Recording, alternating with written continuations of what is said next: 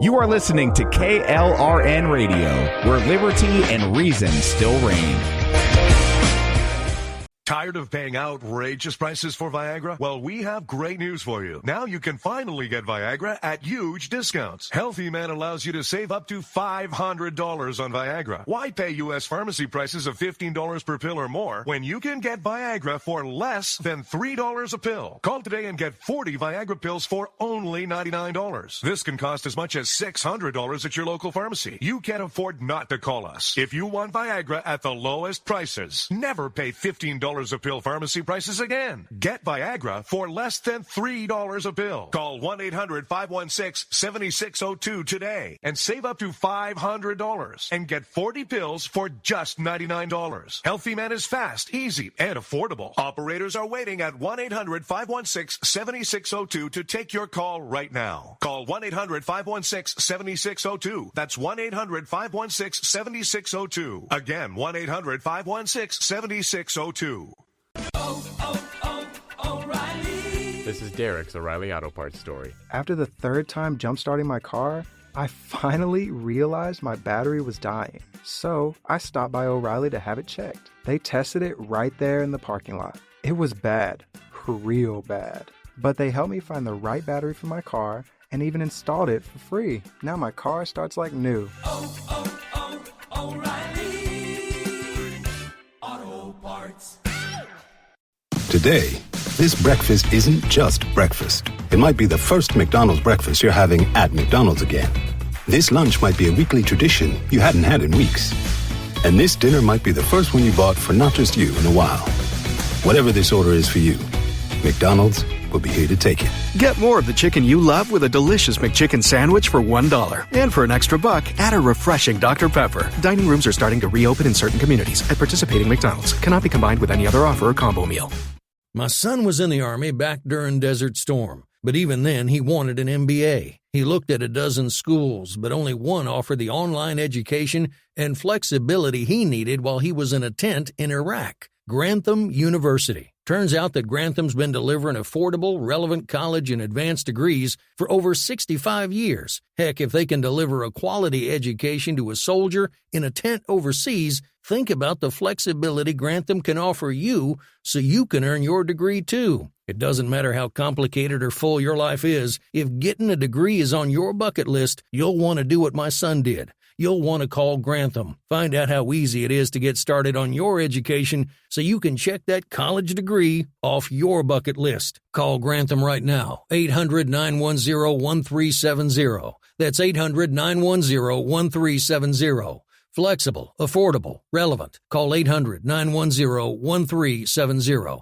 Tired of paying outrageous prices for Viagra? Well, we have great news for you. Now you can finally get Viagra at huge discounts. Healthy Man allows you to save up to $500 on Viagra. Why pay U.S. pharmacy prices of $15 per pill or more when you can get Viagra for less than $3 a pill? Call today and get 40 Viagra pills for only $99. This can cost as much as $600 at your local pharmacy. You can't afford not to call us. If you want Viagra at the lowest prices, never pay $15 a pill pharmacy prices again. Get Viagra for less than $3 a pill. Call 1-800-516-7602 today and save up to $500 and get 40 pills for just $99. Healthy Man is fast, easy, and affordable. Operators are waiting at 1-800-516-7602 to take your call right now. Call 1-800-516-7602. That's 1-800-516-7602. Again, 1-800-516-7602. Attention business owners and independent contractors. This is a money-saving message from Tax Mediation Services. If your business owes $20,000 or more in taxes, we can help you today, right now. Listen, dealing with the IRS is no picnic. It's an intimidating and extremely stressful process, and you don't want to go it alone. Our attorneys know every law, every tax break, and every possible opportunity to help you resolve and reduce your tax debt. And if you owe more than $20,000, $1,000, you may be at the top of their hit list. So don't take your tax debt lightly, because it will not go away on its own. The IRS can seize your bank accounts, your home, and even shut down your business. Call our tax experts today at 1-800-783-0810 and let us deal with the IRS while you focus on your business. That's 1-800-783-0810. Again, that's 800-783-0810. The following program contains coarse language and adult themes. Listener discretion is advised.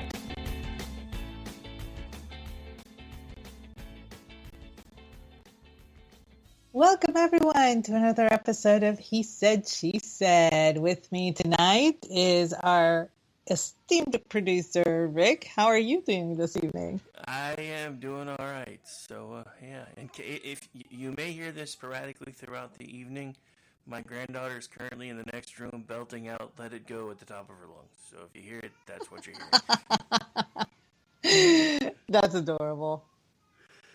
Oh. Anyway, so since Aggie forgot to do it, tonight's episode is brought to you by the letter E. Yeah, that's right. I'm sorry. I was like trying to listen to her. Oh, I know. I'm like, oh, she sounds so cute. Oh my gosh. She still has, it's completely slipped my mind. Yeah, she still has that I'm on the show. She still has that really squeaky voice. I think she's probably going to always have it. So when she sings, it's just like super cute. Everybody that hears it's like, oh my God, she's so cute. I'm like, yeah, you don't hear it all day long on a loop either. Yeah, that's true. So yeah. So, and here's the thing. My family's very musical. So I grew up around, my dad sung all the time. I sing all the time. And, you know, as I was saying in a group the other day, God kind of, and I usually like hide in the back of the church because I used to be the guy on the stage. So anymore, I pretty much try to hide in the back of the church. And they were playing some really good songs on Sunday, and I kind of got carried away. And when they did the whole stand up for a few minutes and say hi to everybody thing, everybody in the row in front of me, save like two people, turned around, and three women at the same time were like, why aren't you on the stage? I'm like, I used to be. Does that count? You should get back into it. Yeah, I don't know. Yeah, you know I'm right. I'm old now, and besides, if I want to play with music, I can just record covers now and put them out, and it'll be fine. Well, I don't know. If it makes you happy, you should do it. I mean, there's a limit. I mean, if cocaine makes you happy, I don't think you should do that. But hey, Charlie Sheen, Charlie Sheen would like a word, ma'am. Right.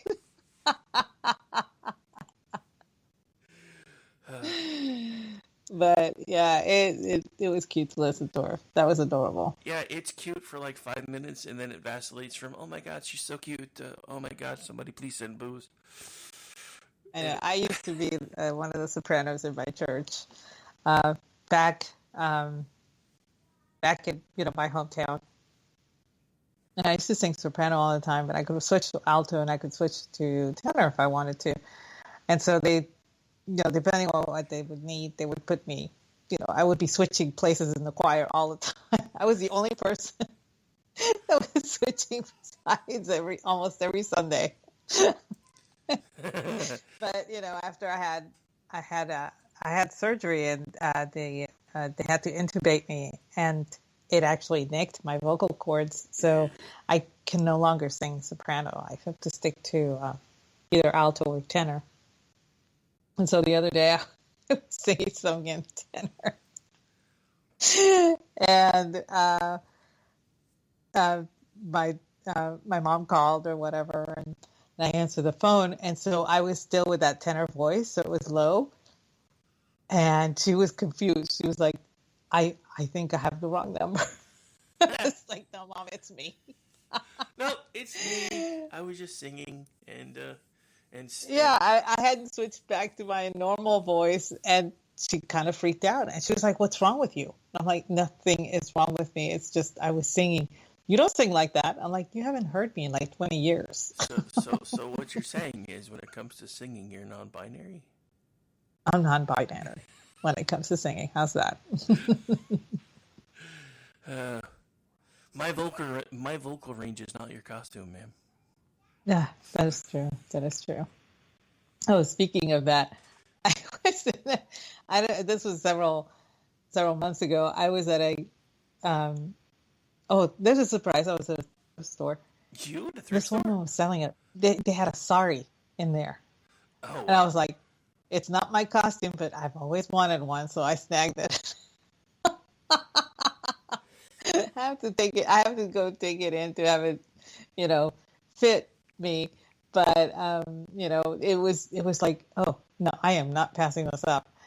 And of course, I'm telling my sister that I finally found a sari, and it was beautiful. It's this beautiful pink and silver and gold thread and all that stuff. And she's like, "You're not wearing that, are you?"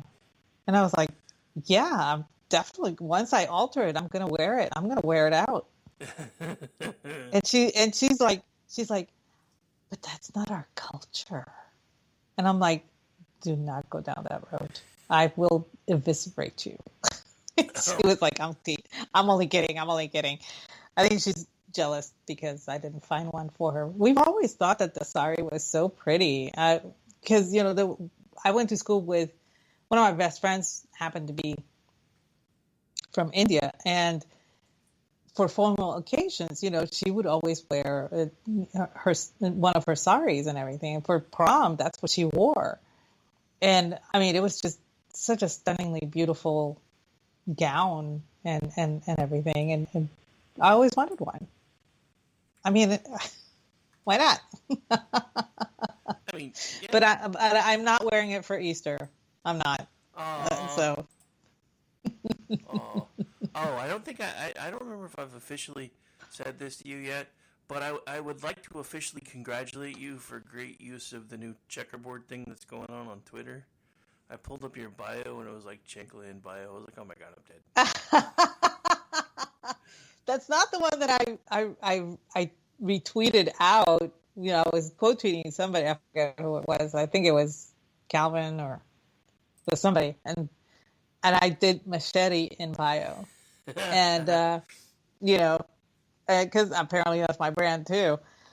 And then Calvin made Chankla in bio in the chat, and I was like, I gotta steal that. I gotta put that in my bio. And so I reformatted everything that I have in my bio just so I could fit that.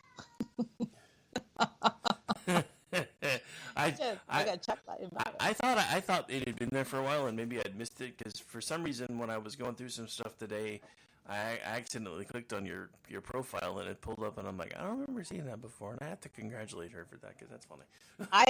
You gave me Chanklish expert, so that's staying in my bio forever. But I have to put Chankla in bio too. Oh, I have so much fun now because my account's getting big enough that the first thing that usually starts trying to post before any real ads do are the prawn bots, so I've just started making fun of them instead of telling them to go away. I mean, there are so many. I believe in freedom of speech, but oh my god, it's just too many. I think my favorite one, and I don't think anybody noticed it, and I think the account got suspended, so I'm not even sure you can see it anymore. It was one of the ones that was like sexy pics in bio, and I'm like, dude, I've seen your mom. Oh my gosh. That's epic. Oh, yeah, a lot of people have been having fun with that. I mean, you have to, because there's just so damn many of them now. It's like Stacy was going through and like muting and blocking, and I'm like, it's not going to do any good because you're just going to come back again. No, it doesn't. I'm just like, I hide it and block. I hide the response and then block the person as it happens on my posts. But that's all I can do.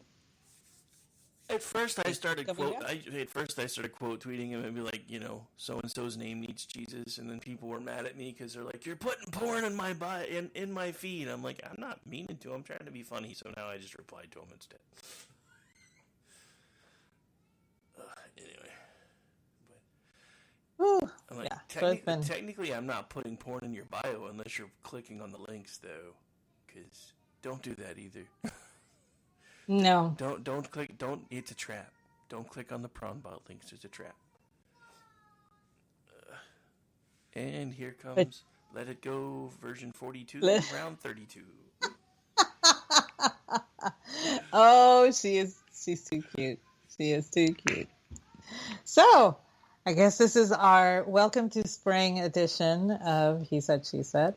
And didn't we just do so this? far? Didn't we just do this so last far, year? Oh wait, never mind. I guess we did. What? I said, didn't we just do one of these last year? But yeah, I guess we did. Yeah, it's been a year. I guess it's time for another one. But, so far spring has been kind of not springy. Yeah. At all. If you're in Colorado, spring's not here yet. It's like snowing and shit. Oh my gosh, yeah, Stephen Green posted a picture after they got the first dump of snow. He posted a picture of his back porch, and there must have been 1.5 foot accumulation on the first day of spring. I was like, that is so not right. Well, if CERN didn't keep causing timelines to merge, technically the first day of spring shouldn't have been for at least another day or so, counting leap year. Spring. Oh, and look what Jeff's saying in the chat. Heavy wet snow and mixed precipitation expected. Oh, yeah, keep Vermont. Hey, no. Nobody made you move to Southern European Union states, sir. European, oh my gosh. Canada's the European Union, and Vermont is European Union South. I tell you, I think I'm as far north as I think I'm comfortable living at. And thankfully I'm still in Texas, but not the Panhandle. I couldn't deal with the Panhandle, what they get out there. So I'm just like at that line where I might get snow maybe twice. So yeah, I'm far enough south where we still do every once in a while, but we don't normally get much snow, and if we do, it's usually a dusting. And then everybody in the city's like, "Oh my God, we got 8 inches," and I'm like, "Oh my God, you're a dude. It's 4."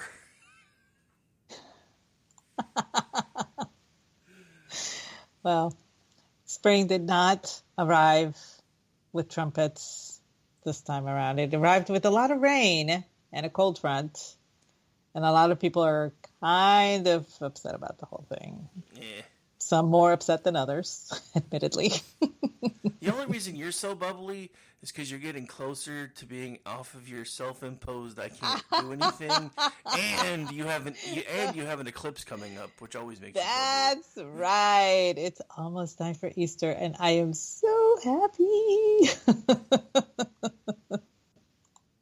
Yeah, I have.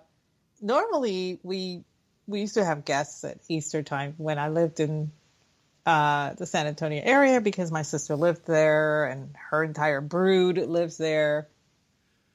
And so we would get together and everything. This is the first time that I don't have to cook for a lot of people. It's just the two of us. So, but I already have my menu set. I have my menu set, and I'm so excited because I'm actually baking an Earl Grey lavender cake. And I'm so excited about that. And everybody's going to be like, "Ew, that sounds awful," but I like those. No. I like those. In the words of Jean-Luc Picard, make it so. I mean, yeah, right. It's an homage to Jean-Luc. Okay. But I went and unfortunately, I have to actually travel like an hour and a half to get some of the ingredients for it. The things I do. But it's like, hey, it's Easter. I'll be able to eat something dessert. I'll be able to indulge in an alcoholic beverage or five. I'm excited. I even have. Trust me, I have she has her cocktail set. I was gonna say she has her aperitif menu set too. Trust me. I do. I mean, in the morning, right after church, I'm coming home mimosa time as I'm making eggs Benedict. Oh, dude, eggs Benedict sounds so good.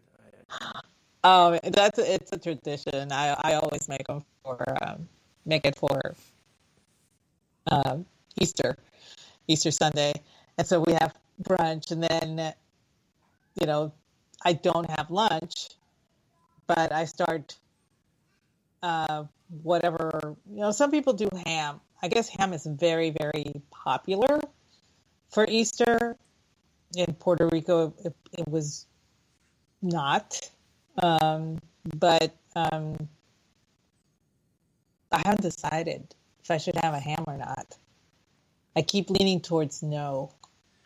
Yeah, I mean, for us, Easter's a lot different than it used to be because, I was with my ex for so long that everything was kind of intertwined with her family. So it was always, they came, once her grandmother passed away and once her dad passed away, everybody started coming out to our house. So we had like the entire family out there.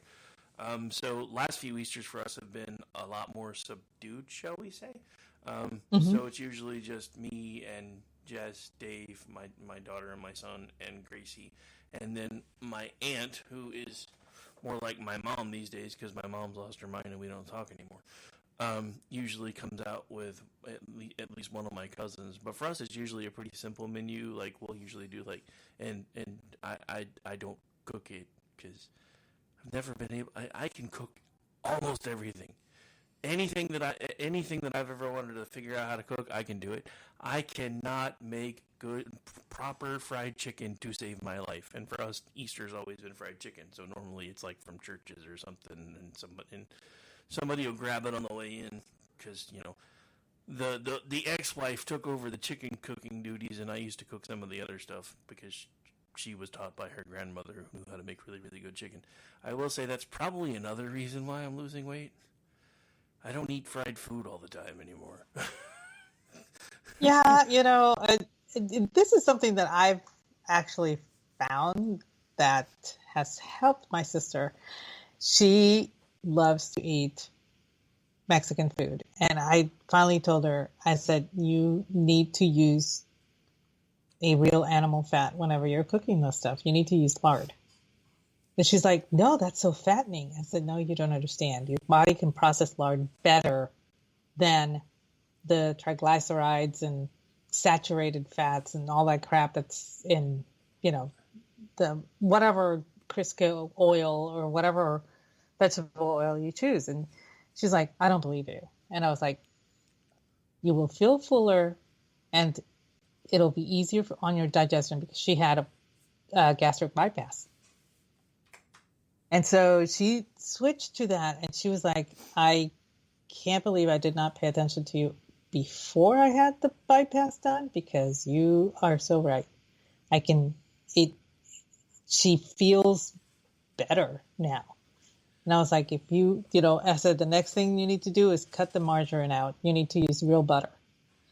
She's like, okay, yeah. Why? And I'm like, I'm telling you, because the fats that are not broken down so that they'll stay fresher longer are better for you.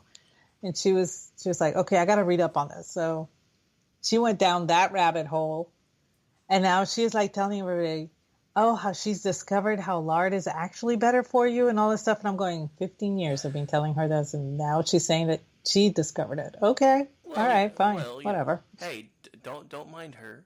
She's already signed up for the spring class at Harvard 2025. She's going to get her 4-year degree in copy pasta. As long as she doesn't take the Taylor Swift class, she's okay. Yeah, and another plagiarism story came out today, and the first thing I thought of was Harvard, so I put that tweet out, and it started blowing up, and then it kind of stalled. I was kind of sad. Oh, you're kidding. Another one? Yeah, well, this one wasn't from Harvard. It was just another plagiarism story because nobody wants to talk about it, but it's been rampant in academia for a very long time, and it's all starting to come out now because everybody got lazy. Because I mean, this isn't what we planned on talking about, but it's just one of those things to where this is why our Senate is currently talking about trying to pass a 32-hour work week law where everybody only has to work 32 hours and still gets to make the same amount of money because nobody really wants to work anymore. And they get really, really irritated when there's 18, 19, 20-year-old kids that are playing on TikTok making some of the stupidest things you've ever seen and making hundreds of thousands of dollars a year because people are stupid. Yeah, this is true. But yeah, academia has been ripe for that stuff for a long time. I mean, true. I was not surprised. A couple of the students that I went, the second time I went back to college, a couple of the students that I was in one of my classes with got expelled because they were copying other people's papers. Wow. Okay. So that's how long it's been going on. So I can only imagine how much worse it is now because now they don't even expel you for it. They celebrate it, and yeah. Fun times. They give you a pass. Yeah, that's true. But anyway, so I'm still trying to decide, going back to the previous topic, I guess, before I got completely sidetracked. I'm still trying to decide for the main course for Easter because I don't want to make something big. It's just the two of us. And I don't want it to be like super fancy, but I'd like it to be nice, So I thought maybe Cornish hens. That'd be kind of cool. Oh yeah, that'd be pretty good. Now, for the chat, you just heard her say, "I don't really want to do anything fancy," and then she busts out Cornish game. Okay, admittedly. Well, I'm in a part of Texas where gator is actually in play here. Okay, so I can't conceivably get gator meat for Easter. I mean, if Cornish game hen is something that you consider not fancy, why don't we just put beef Wellington on the menu? I know. I was at the store. The local grocery store that I have in town. And, it's kind of limited because it is a small community. There's only 3,400 people that live here. So it's not a big grocery store. But you're in East Texas when there's an entire section devoted to Boudin and gator. And then they tell you, ooh, the crawfish is coming. Crawfish is coming. And they tell you, start putting in your orders early for crawfish, And I'm like, pass. And of course, most of the ladies that I talk to there, they're like, you don't like crawfish? And I was like, I never said that. I will attend a crawfish boil, and I will have a lot of fun sucking head and eating ass like everybody else, but I'm not going to fix it. I'm perfectly happy not fixing it. Giggity goo. Stick around. Well, that's what they tell you to do. When I'll never forget my one of my English professors, the one that I used to babysit for in college. He had a conference in New Orleans. And he'd never been. He'd never even had Cajun food. And so he's telling me his experience about it. And he's like, he went to the restaurant and he told the young lady that he wanted to experience a truly New Orleans dish. And she said, do you want a soup or do you want dish? And he said dish. And so she comes back and it's this plate of crawfish, for like a boil. And he's looking at it. He's like, I don't know what to do. So she comes back and she asks him, do you have an issue? And he says, I don't know how to eat this. I said, well, honey, all you do is you suck head and you eat ass. And he was like, young lady, how dare you? She's like, no, no, no. You break them apart right here like this. And she showed him how to pick it up and break it apart. And then, you suck the top part and you kind of wiggle out the meat and then you eat it. And so this is why you're provided with a bib and a lot of towelettes. And he said it was delicious and it was awesome. And he will never ever disparage Cajun food again. Now, see, I do like some Cajun food. Like I can do like gumbo. I am not full according to my friend Michelle, I'm city-fied Cajun because when they make gumbo, I want mine without the shrimp in it because I don't like shrimp. All right, that's city-fied gumbo. I'm like, I'll take it. I'm okay with that. It's like I live on 2 acres in the middle of nowhere. You can call me city-fied if you want. I don't really care. Oh wow! But yeah, there's some people that don't like shrimp. Obviously, shrimp is very difficult to cook correctly, and in gumbo, it's just going to become rubbery because it's in there so long. So, I totally get it. I'm not a Cajun person. I do not like Cajun food. There are very few dishes that I will eat. But the presence, there's so much cayenne pepper that's used in most dishes that it's just too overpowering, and I can't have spicy food in the first place. So, I have to ask for them to tone it down on the cayenne, and they're like, "I'm sorry, do what?" So, and this used to drive me nuts because whenever I went to my father-in-law's house, as a treat, he would fix me gumbo. And every single time, my mother-in-law tells him she doesn't like gumbo. She doesn't like any Cajun food. And he would forget and think that I really did like it and fix it for me again. And there must have been at least 7 or 8 times that he did this before I finally put a stop to it, saying, never again. He didn't forget. He just figured I think eventually he could convince you. Yeah. Yeah. He was trying really, really hard. And I'm just like, no. Oh. But yeah, so our Easter will probably be fairly simple. We're going to boil some eggs and let Gracie color them and then probably do fried chicken, unfortunately from a restaurant.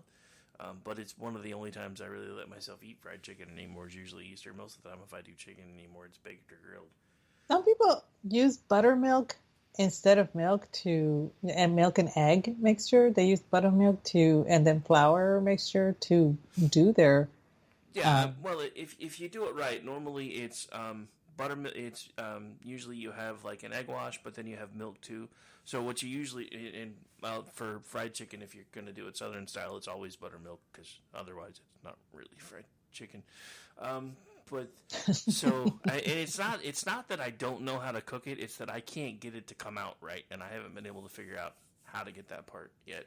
Because basically, what you do is you of course season the chicken however you're going to season it. You make sure that whatever dredge you're using has the same seasoning in it. Then you usually start by dipping it in the egg wash, then rolling it in the dredge. Then you come back and dip it in the buttermilk again. Then you put it back in the dredge. Then it goes into fry.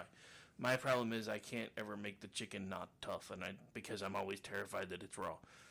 So I've been experimenting, or I was until I started losing weight. And I'm like, if I ever figure out how to make fried chicken, I'm gonna put all the weight back on that I lost, because I could eat fried chicken 7 days a week and not care. I have to agree. One of the best things ever when I came to the States. The first time I ever had Southern fried chicken, I thought I had died and gone to heaven. It was so good.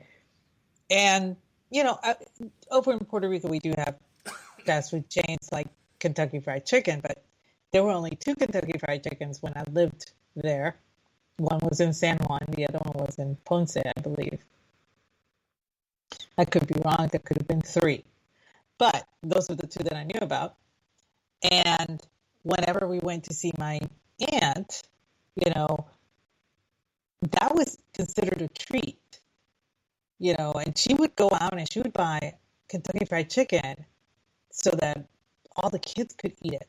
Now, the adults got the good food, but the kids were getting Kentucky Fried Chicken, and we were like this is great, but it wasn't the Southern fried chicken that, like Church's or whatever, that's crispier and I don't know how to describe it, but man, the first time that I had that stuff over here, I was like, oh, this is it.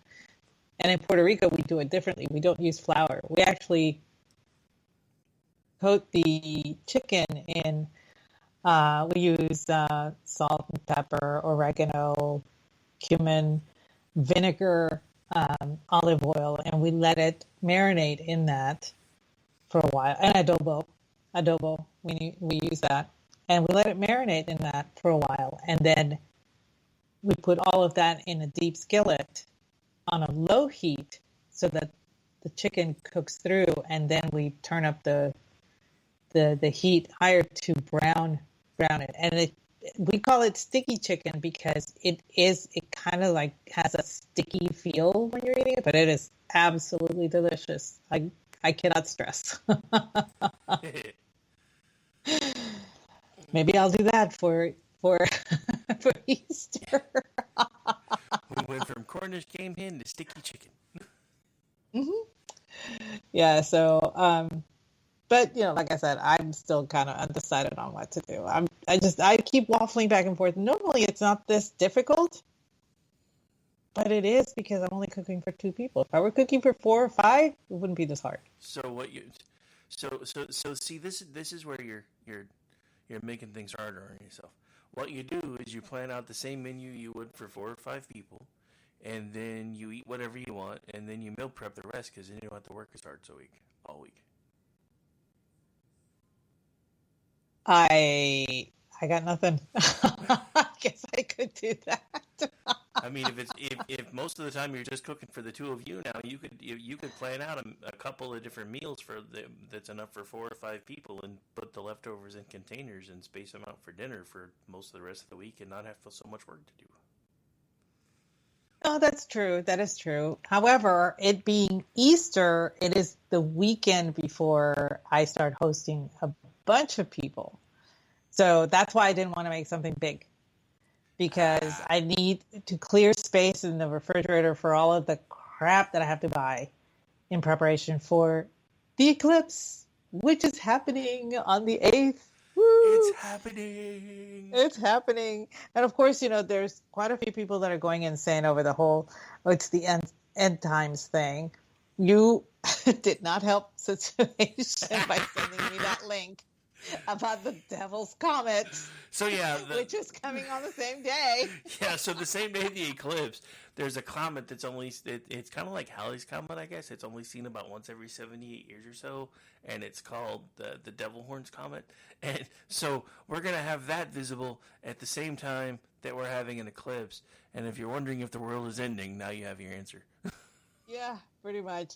So a friend of mine posted this on Facebook, and it was just incredible. I could not believe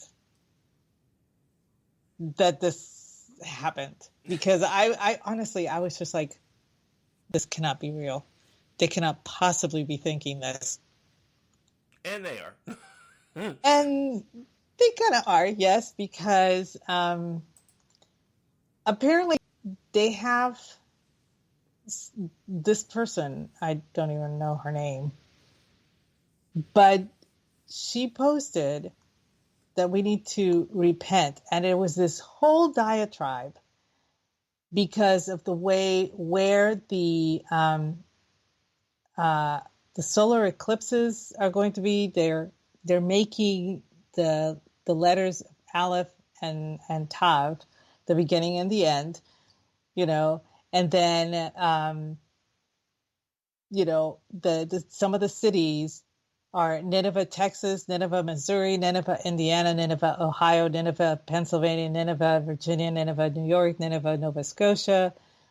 And then that was, I believe that was part of the 2017. And then in the other, over 7 Salem cities, which is short for Jerusalem. And I'm like, no, I believe Salem is short for Salem. Otherwise, they would have been named Jerusalem.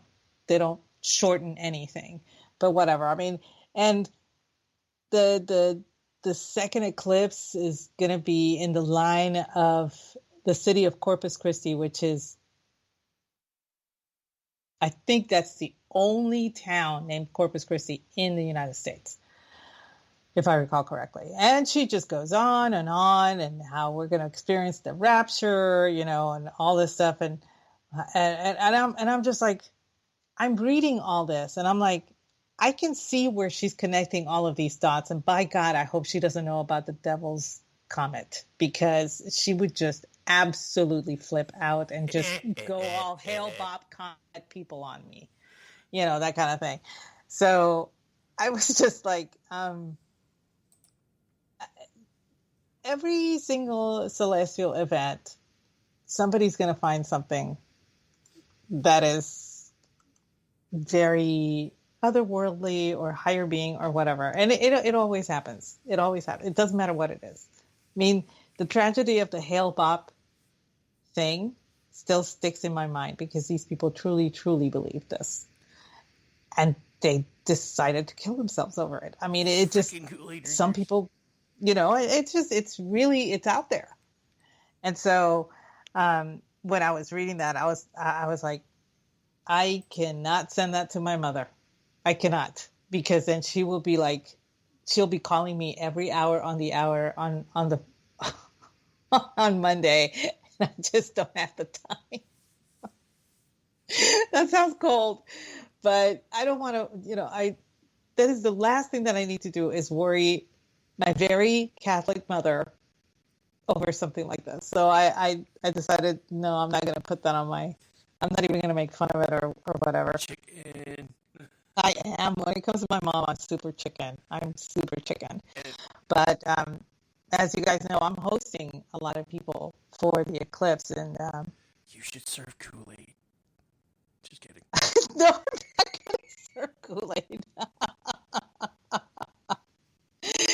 So I decided I was going to make very simple menus, you know, and it was all going to be buffet style. It's going to be like Holiday Inn Express. You come into the kitchen, you serve yourself what you like, you sit at the table, you eat it, or you go outside and you eat it at the outside table, you know, and then you throw away your paper plate, you know, whatever. Well, no, apparently that is way too simple, and my mother-in-law has become kind of problematic about this whole situation. I love that woman to death, but don't get me wrong. There's a reason in the cartoons when they did the Cars of the Future, the mother-in-law was always in the little trailer hitch thing all the way back in the back in her own little bubble. Yeah. So I've had a couple first, of she has commandeered one of the bedrooms for herself.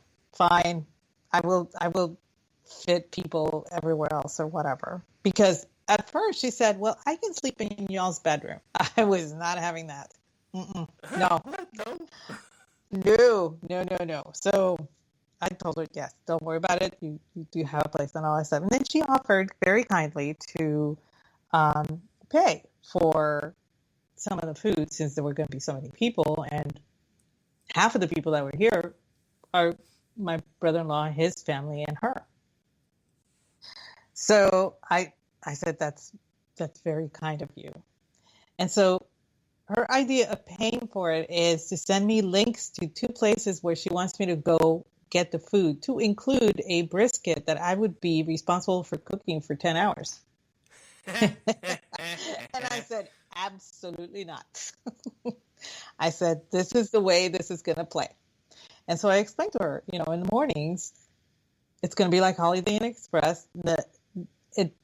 For, you know, lunch, it's going to be just cold cuts and sandwich making stuff. And, you know, I'll be sure to have the full bar of all the, you know, the tomatoes, the lettuce and all that stuff. But if you come in, you make your own stuff and you go eat it. That's what I'm doing. And then 1 pot meals for dinner. And she says, well, are you sure that's going to feed everybody? I was like, absolutely. Because it's not 1 pot, it's 2 pots. You know, I'm making twice as much as I would normally make. And So I have it all planned. But then she threw a wrench in my plan. The dreaded mother-in-law monkey wrench. Yes. Well, my brother-in-law, he is, and y'all actually probably, some of you may follow him on Twitter. He's his name is Gunner, Gunner, but his handle is the designer with a Z. And he's my brother-in-law, and in real life, and he's the one that's coming with his family. Well, he's a graphic designer, and he cannot take a week off from work to accommodate my mother-in-law. My mother-in-law is insisting on being here on the 4th. Well, I have people here on the 4th because my sister and my brother are getting together here while she's driving on her way to Leavenworth. Okay, to pick up her husband. Do I want to wait? And then they're why is she picking up her husband from Leavenworth? I feel like there's a story here. Just kidding. Oh no, my brother-in-law is fixing to take over command at one of the army bases over in Germany. Everybody that has to do that has to take certain courses before doing so, and they're all, believe it or not, at Leavenworth. So that's why he's there. Okay. So she's picking up not as much fun as I hoped it was going to be. Yeah, it's not as much fun, but she's picking up her daughter from my parents. She was staying with my parents for a while, and then driving up to Leavenworth, and then they all three fly back to Germany. So they were going to stay here a couple of days before continuing, and we would have a mini get together, and it would be great because it would be right before people start arriving on the 6th. And so she wanted to be here on the 4th. And I told her, I'm sorry. I have a mini get together with my sisters and my brother. And so there's not going to be any room for you. And she says, well, I can just stay in the back bedroom. I said, you don't understand. The back bedroom is going to be busy. And so it's the twin bedroom. And so is the guest house.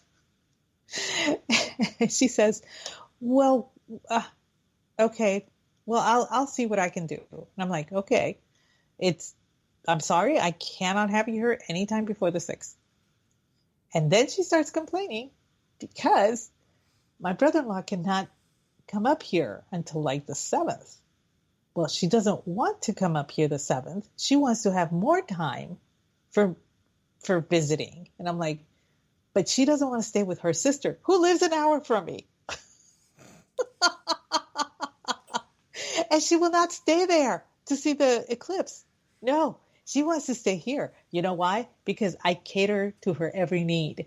I always do. I live to serve. So change of plans. So serve your mother-in-law Kool-Aid and make it Hail Bob style. Well, here's the thing. She is now trying to hint that she wants me to drive down to pick her up and then take her to her sister's. And then pick her up from her sisters and bring her here. And that's not happening because I'm busy. And you laughed when I said serve Kool-Aid. See, I was trying to help. Now I'm starting to like, wait a minute. I was trying to help. It's rather an insane situation. I mean, I know that she's 80. I want to accommodate her as much as I can. But there are some things that I'm not able to do, and she doesn't understand that. And no matter how hard I try to tell her that I cannot do it, she tries to circumvent the whole situation. I thought my parents were going to come up here. And so when she was saying that she was coming up here and she needed a place to stay, I told her, I said, well, my parents may be coming up that weekend. And if they do, they would each need a room because my dad's more so loud than my mom refuses to sleep in the same room with him. So more drama. So she says, oh, I completely understand. I know they haven't been there yet. So they do come first, but I can still take the back bedroom. I mean, it's like, it doesn't go in her head. It goes through one ear and out the other. Every single time. It goes in her head. head. It just doesn't stay in her head. No, it doesn't. So, but, I'm starting to stack up the refreshments for that weekend and everything. And she's already said that she wants several cocktails. And I'm like, I wasn't going to serve cocktails. I was just going to serve boxed wine and beer. I'm trying to make this as easy as possible because I'm not used to hosting 13 people. And on top of that, I also have to take care of a dog and, other family members. And it's just, she honestly thinks that these people are coming and they're going to all take care of themselves somewhere else while I take care of her. You know what I mean? Yeah, no. I trust me. I understand. And it always kind of weirded me out because when I was married to my ex, her mom would come and stay with us for like a week during one of my ex-wife's vacation weeks. And you got to remember, she lives like 37 minutes from us. And I was always like, why is your mom coming out to stay for an entire week? And why? And if that's happening, why is your stepdad not coming with her? The whole thing just and it happened like 4 or 5 times, and I'm just like, and then eventually even she started getting tired of it, and I'm like, it doesn't make any sense to me. I'm like, it's not like she lives in another state where she can only come visit every so often. You guys talk on the phone every day. You hang out every other weekend. She's down here for every family event, and then when she finds out you're going on vacation, she wants to come crash on the couch for a week. I'm like, what the hell? So, yeah. I'm just hoping and praying that my mother-in-law's not listening to this. I doubt she is. But I don't know. Somebody with a guest thing just said something about why does our family not get a freaking hotel? So somebody from your family might be listening. I don't know who they are, though. Well, and God love my brother-in-law. He offered to get a hotel. I said, absolutely not. We will definitely put you here. This is the whole point of us getting this home was so that our family could come and enjoy relaxing days, away from the city. So I said, no, you're not getting a hotel. Oh, you're safe. Apparently, Danielle got kicked out for a second, so guess 647 was... Yeah. I was like, oh God, somebody is listening. Well, because she said hour, and I'm like, wait a minute, does that mean somebody from Maggie's family that we're trashing right now is actually listening to the show? I am so screwed. Okay. No, my brother-in-law, he's uber cool. I cannot wait to see him and his family. And it's like I said, it's my mother-in-law, and she's making it very difficult for everybody involved. So we're trying to deal with it as best as we can. And most of the time I'd be like, she came up here, she spent a week with us and everything, and I think that's why she wants to come back here. Because while she was here, anything she wanted, I would do. She's like, oh, I'm not picky about, what to do for dinner, but this really sounds good. And I went out of my way and fixed it. It's like, psychology. Yeah. The funny thing I love about I'm not picky, but psychology 101. Everything after the but is what they really meant. Everything before the but was a lie. Yeah, pretty much. So, and it was, I got to give it to her. She really likes the cocktails that I fix. So that's validation for me. But for her to actually tell me, oh, I hope you have those cocktails ready for me for when I arrive. And I'm like, you'll be lucky if you get boxed wine and you'll like it. I was gonna say you should just get for one of the lunches you could make adult Lunchables. Just do like a charcuterie thing, and then take the wine out of the box and just put the big ass pouch right there, adult Lunchable. Well, I'm kind. I actually decant it into a decanter, so that but I decided it's going to be all paper plates, plastic forks and spoons and knives, shit ton of napkins. And I even saw, and I'm like, oh, I should pick those up too. The hefty hot cups, like for coffee with the lids, buying those too. I'm like, I do not want to spend my time washing a lot of dishes. And on top of which, like we discussed, because I'm on a septic tank system, I have to tell them, okay, this set of people, showers in the morning, and this set of people showers at night. So I have to break it down.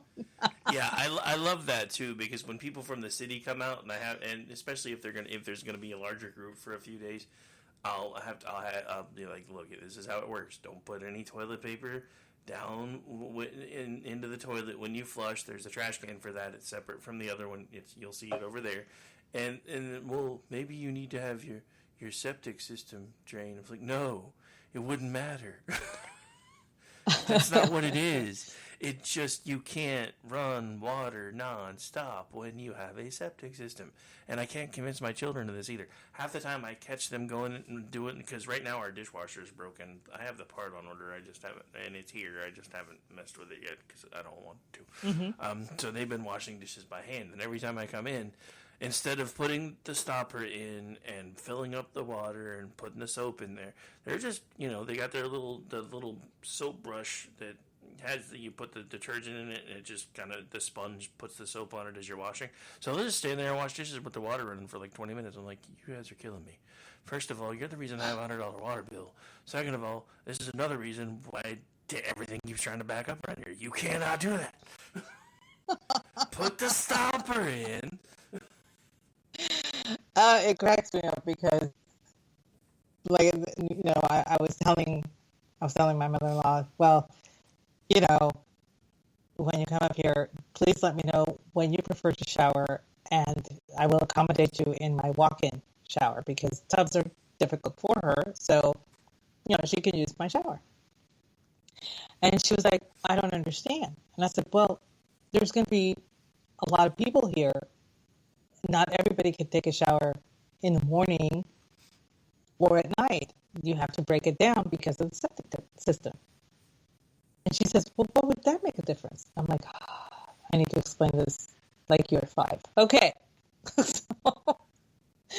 So I did. I tried explaining it to her, and she's kind of getting it, but the way, my guess is she's happy if she has the shower to herself and nobody else but me and my husband use it later, that kind of thing. So she knows that she doesn't have to share the bathtub with anybody else. Yeah. So she's happy about that. I just have to tell her when she can take the shower. So what's the name of the wife on Green Acres again? Not Lisa. Next time just be like, listen, Lisa.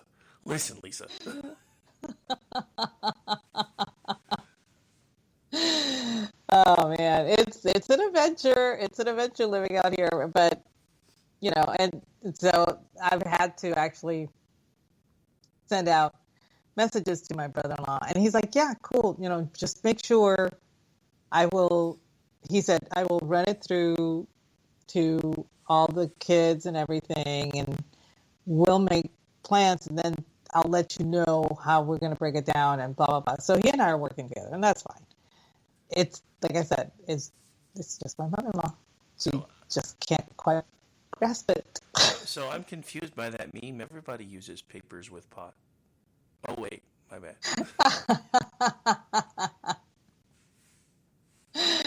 That was good. I mean, seriously, if I could use a paper pot, I would too. Not going to lie. Yeah, if they wouldn't catch fire when you try to cook on them, it'd be great. Yep, this is true. So, but yeah, so far as the eclipse goes, everything is going well with the exception of one person. But, I'll handle it. I'll deal with it.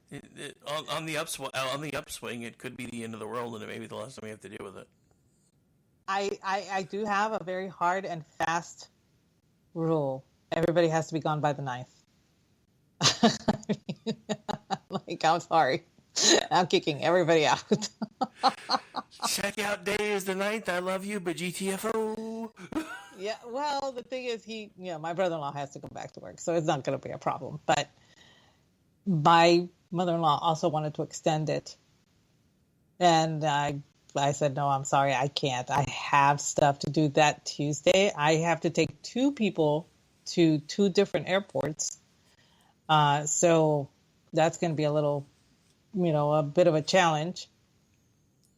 So I think I finally figured out what I'm going to get you for Christmas, because I haven't gotten you a Christmas present yet, and you've got me like 2 or 3. Think about it, have you a sign made that says Aggie's Taxi.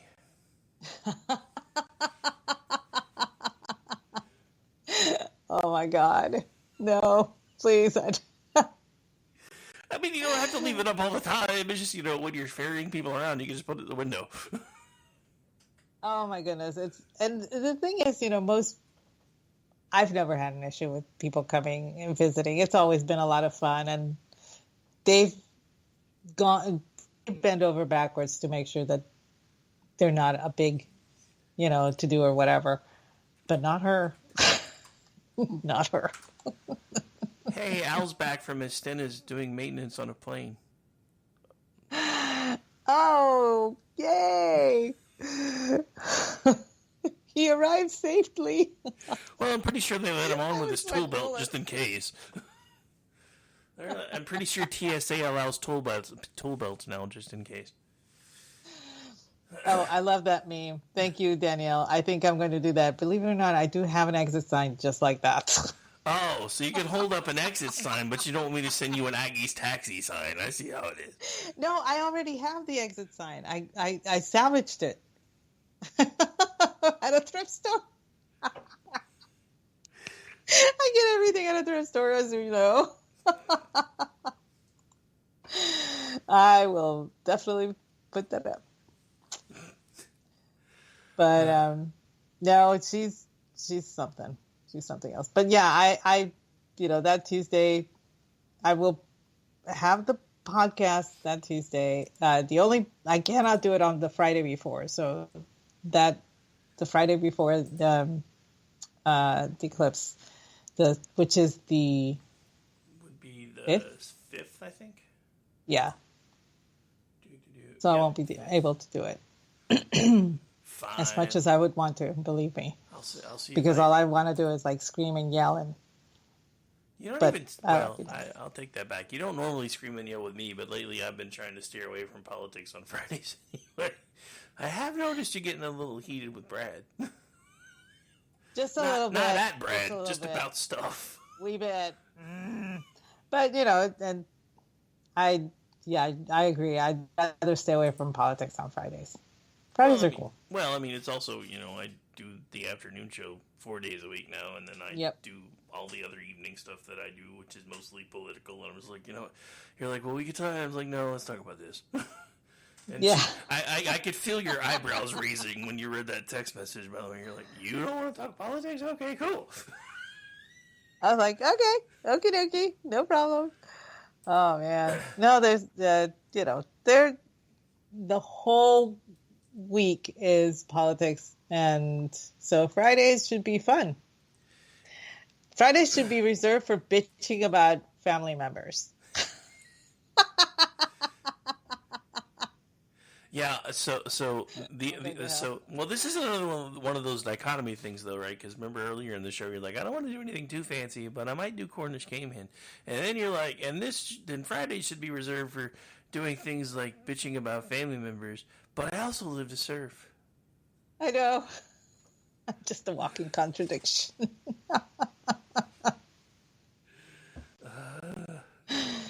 Oh goodness, that's just me. Yeah, so. I guess I've gotten everybody up to date on the adventures with Aggie. What's going on?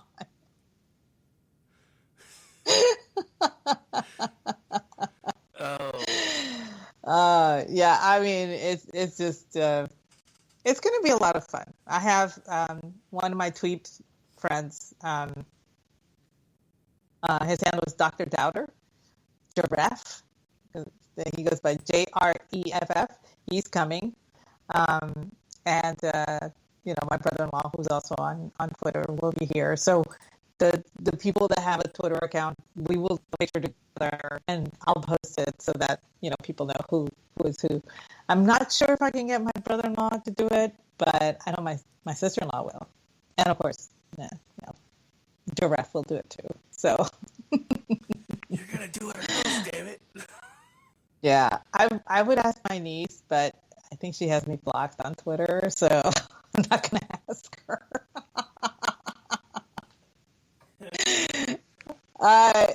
Nothing bad. She just, I'm pretty sure she has her parents blocked too. She's keeping her Twitter to just her circle of friends and her age group.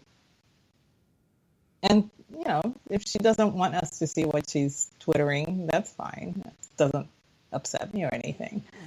Actually, I do have several, I just found this out, several of my relatives back in Puerto Rico have Twitter accounts and they have me blocked.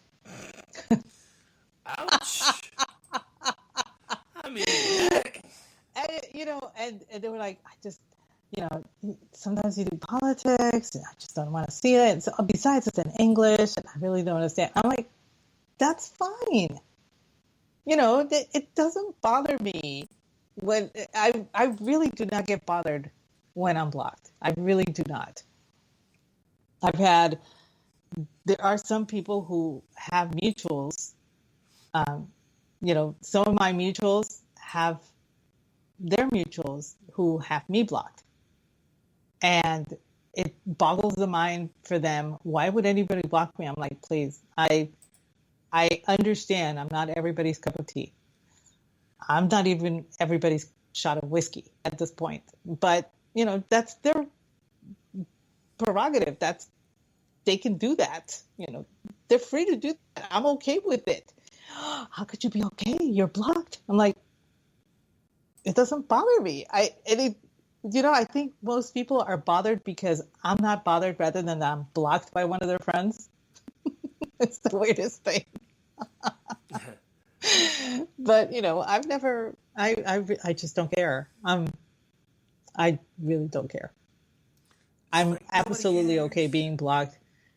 It doesn't bother me because that's your right. That's your prerogative. And if you want a cleaner timeline and you do not want to see me on it, that's fine. That's your choice. And so when my relatives, one of my relatives told me that so-and-so had me blocked and so-and-so had me blocked and everything. And then, this was beautiful. So my cousin tells me that like 2 or 3 of my cousins have me blocked. And I'm like, that's fine. That's fine. Don't worry about it. I'm not worried about it. I'm perfectly fine. So she then tells them that I'm okay with them blocking me. So then they got on Facebook and started messaging me in a group and asking me, trying to tell me, why they have me blocked and all this stuff. And I said, whoa. I said nothing. I didn't even know. Nobody had to tell me anything. It's fine. And they were upset because I found out and they felt that they had really hurt my feelings. And I told them, no, you did not hurt my feelings at all. This is perfectly fine. And you know what? And if you want to block me here on Facebook, that's fine too. Just give me a heads up because that way I can, if my mom asks, and if your mom asks, and if your dad asks, then, at least I'll know, to head it off, to say, hey, it's okay. It's not a big deal. And that way nobody will get in trouble. Oh, we would never block you here. I'm like, okay, so what's the difference between the two social sites? For them, mainly that I tweet in English. And I'm like, okay, but my Facebook is in English too. I don't understand. Yeah, but in the groups, in the family groups, I'm always talking in Spanish. So for them, it's okay. And I'm like, you realize you don't even have to follow me. And if you don't follow me on Twitter, that means you don't get to see my stuff, right? I don't know. I just don't get it. And I'm just like, you do you. But that was the funniest thing that I found out this week, that I have several relatives that have me blocked because I speak English. I cannot even make this up. We don't like it because you use English on an English website. Okay.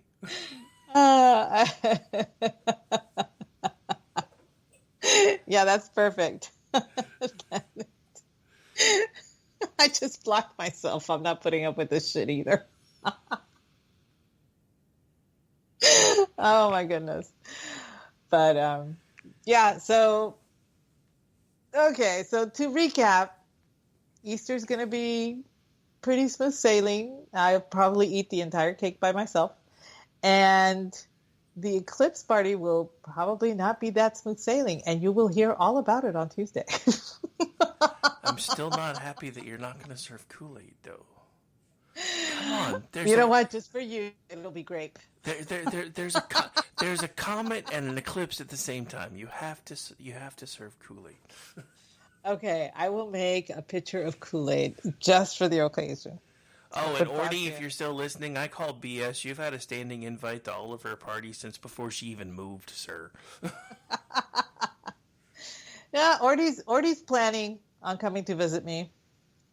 Maybe when maybe at the turn of the century. I don't know.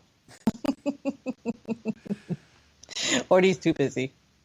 They do work him a lot. I mean, in between being the most influential almost lawyer on social media, his day job, and trying to keep the moms happy behind Circle K, he's got a lot going on. I don't know how he does it. I mean, honestly, I think he uses that little doohickey from Harry Potter, the time turner, so that he can be everywhere at once, that kind of thing. I want one of those. I actually, for everything I'm trying to do, I kind of need one of those. I wish that was a thing. Or I wish they could, the meme that was dropped at the beginning of the show, I wish they could go back to putting actual cocaine in soda, then I might actually get everything done in a day I need to. Remember Jolt Cola? Oh, Dude, man, that was great. That was like junior, senior year. Oh, my God. Like every day, at least 2 of them. In college, every all-nighter, one Jolt Cola took me through the night. Seriously. For each and it was funny because I'd go to Skaggs Alpha Beta, which was the local grocery store, and they did not sell Jolt Cola by the pack. They sold it single. Okay, and it was in the refrigerator section. And this was a choice that they made because they figured out that if they had a 6-pack, if they had it in a 6-pack or the 4-pack, whatever it came on, it would just sit on the shelf because most people just wanted one for the all-nighter. That's all it took. And so, Skaggs would close like at 10. So like at 9:30, I would walk down there. It's about 1.5 miles from my dorm. And I would walk in, go to the refrigerator section, take Jolt Cola, go check out. I think it was like 65 cents at the time. I guess I was always ahead of the curve on my caffeine game. I wasn't the only one. You could tell when, midterms were coming on and finals were coming on because they could not keep that sucker stocked. It was awesome. I loved that stuff. It tasted horrible, but it did the job. See, well, to me, Jolt Cola is kind of like when you first start trying to drink beer. You don't drink the beer because of how it tastes for the most part. You drink the beer because of how you feel after what you drink it, and then eventually you start associating that feeling with the taste, and then it becomes positive. At least that's how it was for me, because I hated beer growing up, and then I got old enough where I could actually drink it, and then I would start drinking it, and I will admit, I started on the weak stuff.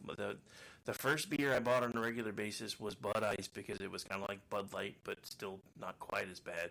And now I drink like the brown beers because I actually really do like the taste. But yeah, Jolt Cola, like energy drinks, all those things. You don't drink them because of how they taste. You drink them because how they usually make you feel. But yeah, when you're like, and one will do it, I was like, I guess I've always been ahead of the curve on my caffeine game, or behind the curve, however you want to look at it. Because I was always the one drinking like 2 of them. I drink one in the morning and then drink one with lunch.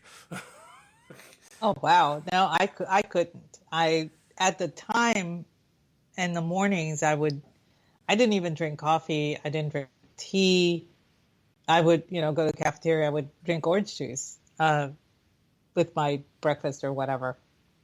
So caffeine and I were on very distant terms, I want to say. And my dad would enjoy a cup of tea every so often. So, I would join him if I was home, and I would have tea. And then my mom would make cafe au lait like every other Sunday. And so that was always fun. I loved that stuff. But I wasn't a regular coffee drinker or tea drinker in the morning until after I graduated college. So my body was not used to a lot of caffeine. So drinking one was enough to keep me awake all night. And I had to drink it after 10 because it was almost a 12-hour thing. So for me, so I would need it to push up until 10:30, where I was done with my morning classes, and then I could come home and nap. And I would nap through my lunch the lunch hours and stuff like that, and then be ready to go back out for my 1 or 1:30 class or whatever it was. But I only drank it, like I said, midterms, finals. There was one guy one of the dorms, you could tell because he would start stacking the bottles outside. right outside his window, and you could tell, he's got major tests coming up. So nobody would bother him. That was nice. Yeah, I just think that looks good, Danielle. Just think if they'd have kept selling Jolt Cola, we probably wouldn't have a bunch of college kids trying to take Adderall and getting fentanyl instead. This is true. Just saying. And I don't understand why they did away with Jolt Cola when you have Red Bull, you have Mountain Dew, you have Monster, you have all of these,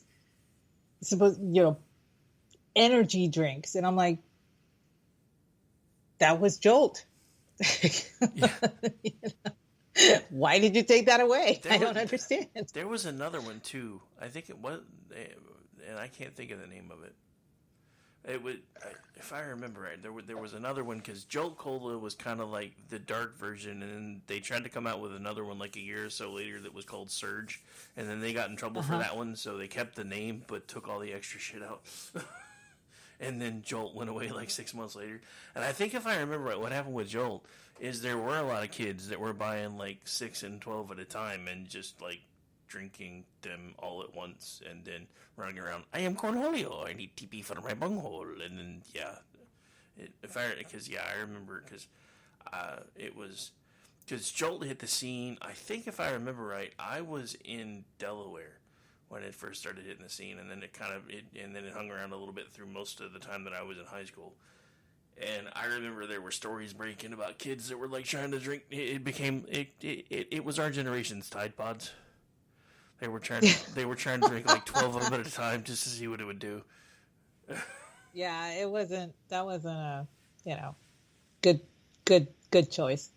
But compared to the stuff that kids are doing nowadays, that's pretty tame, I gotta say. Yeah, the one thing politically speaking that I liked listening to today, because apparently Ducey stuck it to Sideshow Bob again, because he was asking her about the new rainbow fentanyl pills that are basically being geared towards kids. And she's like, oh, well, we've done this, and we've done this, and we've done that. And he's like, how about, so you still haven't addressed the 300 kids that have died because the Chinese are helping the Mexican cartels make pills that they're pushing on our kids and selling them and they're gearing them towards our kids. Well, we've done this and this and this. And I'm like, yeah, no. This is why our border just needs to be closed. And the other thing that I will say, if after this spending mess that they just did again, if the GOP loses the majority in the House, they deserve to. Didn't somebody just quit today? One of Gallagher? One of the diehard MAGAs was like, I'm done. I'm running as independent for when I try to come back. Wow. But our entire country's a shit show. Well, it's because everything's become so divisive. And you see this all the time. Like, I saw a tweet from a guy today that was like, I didn't realize how bad things were until somebody had actually put out on their timeline that they were struggling and depressed and were asking for prayers. And he said, I'm not usually that guy, but I kind of felt moved by it. So I told him, that I would pray for them. And then he saw that, I'm pro-Trump. And he's like, fuck you and fuck your MAGA prayers. What? That's where we are right now. Oh my goodness. I am shocked. But yeah, that's pretty much where we are right now. That's actually one of the reasons why I didn't really want to talk politics today. I've been doing deep dives on stuff on the afternoon show, and I'm starting to realize that everything that I've been trying to tell people was going to happen for the last 16 years is happening. And I see all the road signs going by, and all I can do is go, oh, look, there's something else I tried to warn you guys about. I was too small. Nobody heard me. But anyway. But I don't know. I hope things start being pointed in another direction in November, but I've read the end of the book. And for things to happen the way they have to happen, this country's going to have to fall. Sooner or later. Going back to what that woman was writing about, start repenting now. Oh, maybe we should. This place is a shit show. I mean, when one of our hosts gets suspended or a 7-day rip in Camp X-Ray for pointing out that the Mexicans that were storming the border and trying to overpower the National Guard should have been shot, then yes, we need to repent and we need to do. And he was not the only one. Another friend of mine said the same thing, and she got a 7-day twit too. So it's I don't know what's going on. This algorithm, I don't understand why that is. The thing is, I have seen people saying the same thing about the Israelis, and they get to stay. Yep. So, there's the moral equivalency is obvious here. So, well, I will probably start tweeting at him about it daily until I either get blocked or until he finally notices me. Wiffle ball bat Linda has got to go. That's why we are where we are with that shit, because Elon's telling everybody that he's a free speech absolutist, and then he's got somebody in charge of the platform that doesn't give a fuck about free speech. So you can't be a free speech absolutist if you've put somebody in charge of the platform that gives no fucks about free speech. Yeah, very true. You can say you are, but where I'm from, actions speak, words mean shit. Okay. Enough of the bad stuff. Well, I figured we were almost through anyway, so. Yeah, that's true. Yeah, what time? Oh, yeah, it's almost done. That's not bad. Y'all got to hear Aggie complain about her family situation. And it's been recorded for posterity, so when I start sending you blackmail requests, you'll know why. Oh my goodness. I'm just like it's going to be interesting. So stay tuned for the Tuesday after the eclipse, where I give you all the rundown. I don't think Brad's going to get a word in edgewise. I'm going to be talking a lot. I can tell. Although I can save it until Friday, because that's obviously not going to be politics. So yeah, I can save it till then. I was going to say, you can save it to Friday, and then... I should save it to Friday. But, yeah, just remember, when I start saying, hey, Aggie, how much is it worth for you for your mother-in-law to not know how you really feel? You'll know why. No, I'm just playing. I would never do that to you. Well, I might, but... Oh, well, I guess we can cut out early. Jeff, really? This is so close to 9 o'clock. Really? We've only been talking about the... Really? Jeff's like, he's wait. tracking it. He's tracking it from his command center. I am sure of this. Oh, I know, but that's why I'm like, are you really? That's like him saying he never gets invited anywhere. Dude, we sent you a mixtape and a map. We invited you a long time ago. Yes, I stole that from Rooster. But hey, plagiarism's the thing now, and it's okay. So it's okay. It's okay now, So, yeah, the plagiarism is now an accepted form of, I guess, establishing your credentials. Well, you know where that came from, right? That came from that old saying from like 15, 20 years ago when they started saying, well, imitation is the sincerest form of flattery. Well, good, that I can steal all your shit. Actually, it's an Oscar Wilde. Oh, I know where it came from. I was being facetious. And it's really funny because everybody forgets the last part of that quote. Everybody says imitation is the sincerest form of flattery. The last part is the cutting part.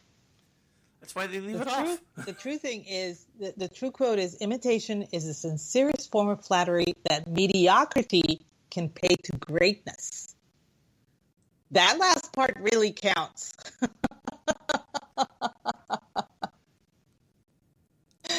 And it kills me whenever I say, well, imitation is the sincerest form of flattery. And knowing the last part of it, it always cracks me up because, you really don't know the quote, do you?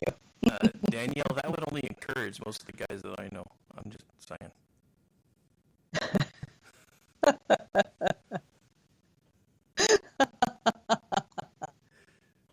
I like GRs. Go apologize to God. I like that meme. But anyway, so I guess we can go ahead and might as well, because it'll take a couple minutes to wrap up anyway, because I got to do the whole where can people find me thing. God. Yes, so you go first. Where can people find you, Rick? It's easier to say where they cannot find me. Well, actually, this week's been a little bit shorter because, like I said, I changed the morning show schedule. It's Tuesday through Friday now, usually 3 p.m. to 5 p.m., so that's Tuesday through Fridays. Off tomorrow because no juxtaposition this week. That'll be next week. Back Sunday night doing America Off the Rails. Off radio-wise on Monday. And then the evening schedule, Tuesday I'll be producing for you and Brad, which I'll let you get into here in a second. Wednesday, 7 p.m. Eastern, doing the Whatever Show with Stacy, and then producing for the Conservative Curmudgeon radio show at 8 p.m. Eastern, then producing for the Ladies of the Red Wine at 9 p.m. Eastern. And then, if Orty is available and so inclined, we will be your closing act on the Chat Lives Matter night here on KLRN Radio, doing the Rick and Orty Show.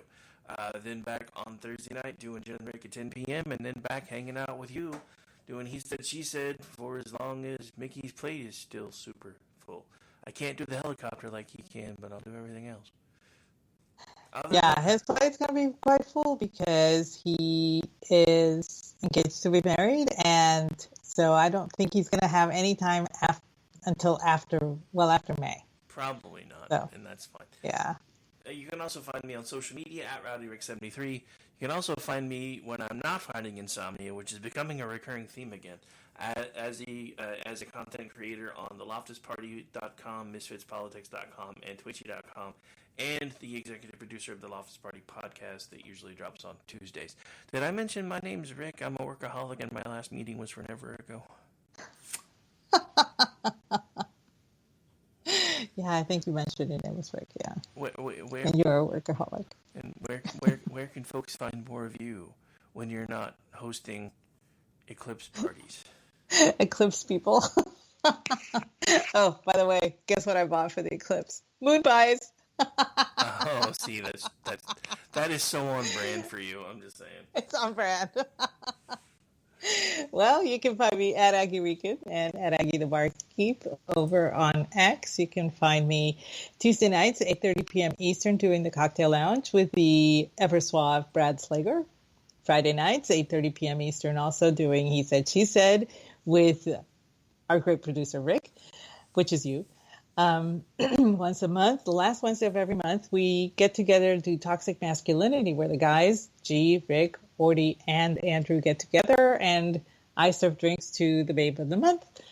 And Jeff and I do Spirited Books once a month as well, usually the second Monday of every month, but this time it's going to be the third Monday because Eclipse. The second Monday happens to be the eclipse. So and hopefully we will have MD as our host, as our guest for this coming episode on the 15th. So stay tuned for that. Also at Aggie Time.